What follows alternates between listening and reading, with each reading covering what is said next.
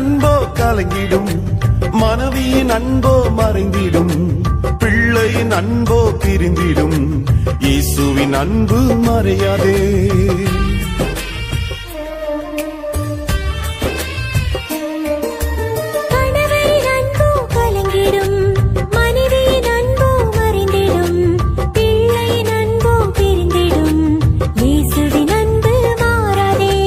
அன்பு இல்லாத உலகில் அன்பை தேடி அலைந்தேன், அன்பு இல்லாத மனிதரின் அன்பை தேடி வந்தார் இயேசு, அன்பை தேடி வந்தார்.